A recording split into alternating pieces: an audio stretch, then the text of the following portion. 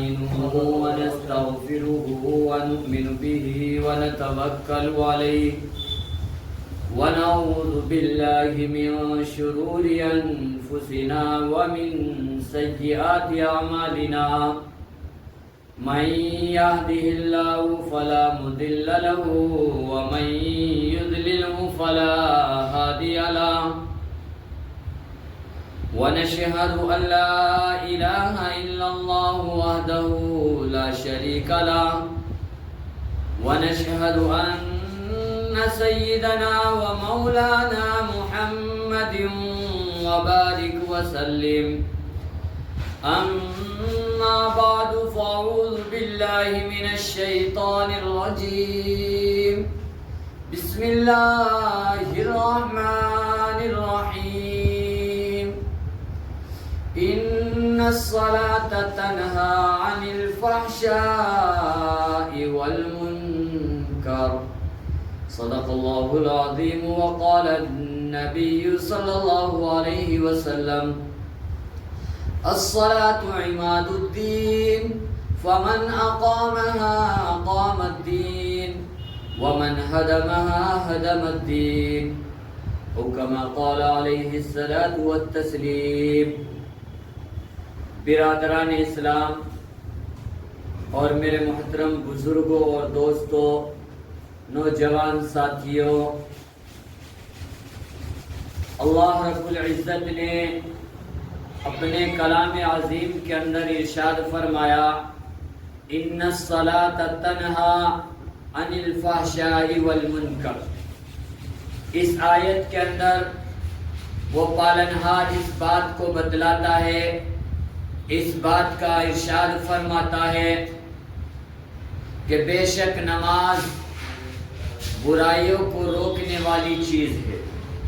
لیکن میرے عزیزوں، آج ہم نماز پڑھتے ہیں لیکن آج ہم برائی سے رکنے کے لیے تیار نہیں ہیں۔ آج ہم نماز پڑھتے ہیں، برائیاں ہمارے اندر بڑھی ہوئی ہیں۔ آج ہم نماز پڑھتے ہیں، دوسرے سے حسد کرتے ہیں۔ آج ہم نماز پڑھتے ہیں، دوسرے کی غیبت ہم کرتے ہیں۔ میرے عزیزوں، اللہ نے نماز ہمیں اس لیے دی تھی کہ جس سے ہم برائی سے رک سکیں۔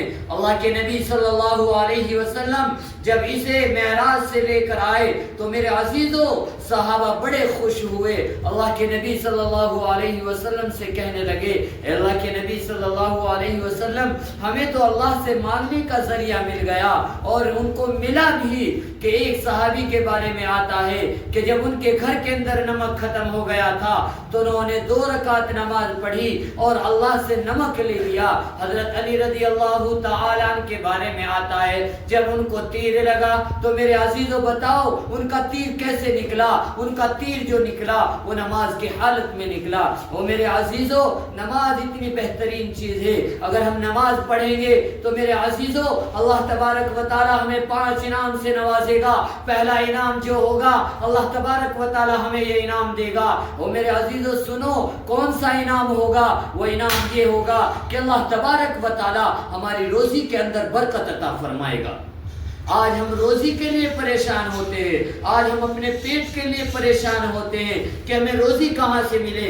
آدمی صبح سے گھر سے نکل جاتا ہے، روزی کمانے کے لیے نکلتا ہے۔ وہ میرا اللہ، وہ ہمارا رب وعدہ کرتا ہے، خدا پاک کی قسم، رب ذوالجلال کی قسم میں کھا کر کہتا ہوں، آج تم نماز پڑھو، آج تم اللہ کے احکاموں کو پورا کرو، اللہ تبارک و تعالی تمہارا ایسی جگہ سے انتظام فرما دے گا جہاں سے تمہیں وہم و گمان بھی نہیں ہوئے۔ تو میں کہہ رہا تھا کہ اللہ تبارک و تعالیٰ تمہیں پہلا انعام جو دے گا وہ دنیا کے اندر یہ دے گا کہ اللہ تبارک و تعالیٰ تمہاری روزی کا انتظام فرما دے گا۔ دوسرا انعام جو ہوگا وہ میرے عزیزو، دوسرا انعام اللہ تبارک و تعالیٰ موت کے وقت قبر کے اندر دے گا، اور وہ انعام کیا ہوگا کہ اللہ تبارک و تعالیٰ آپ کی قبر کو کشادہ کر دے گا، اللہ آپ کی قبر کو روحانی بنا دے گا، اللہ تبارک و تعالیٰ آپ کی قبر کو نور سے منور کر دے گا، اللہ تبارک و تعالیٰ تیسرا انعام آپ کو جو دے گا وہ میرے عزیزو وہ انعام ہوگا کہ پل صراط کا راستہ آپ کے لیے آسان کر دیا جائے گا۔ اللہ تبارک و تعالیٰ اتنا آسان اس کو کر دیں گے کہ وہاں کو بجلی کی طرح آپ کو گزار دیا جائے گا. ورنہ میرے عزیزوں وہ راستہ اتنا کٹھن ہے, اتنا زیادہ کٹھن وہ راستہ ہے کہ کتابوں کے اندر لکھا ہے کہ بال سے باریک وہ راستہ ہے, تلوار سے زیادہ تیز وہ راستہ ہے. اور میرے عزیز جہنم کے اوپر کو وہ راستہ ہے, وہاں کو اللہ تبارک و تعالی ہر ایک انسان کو گزارے گا.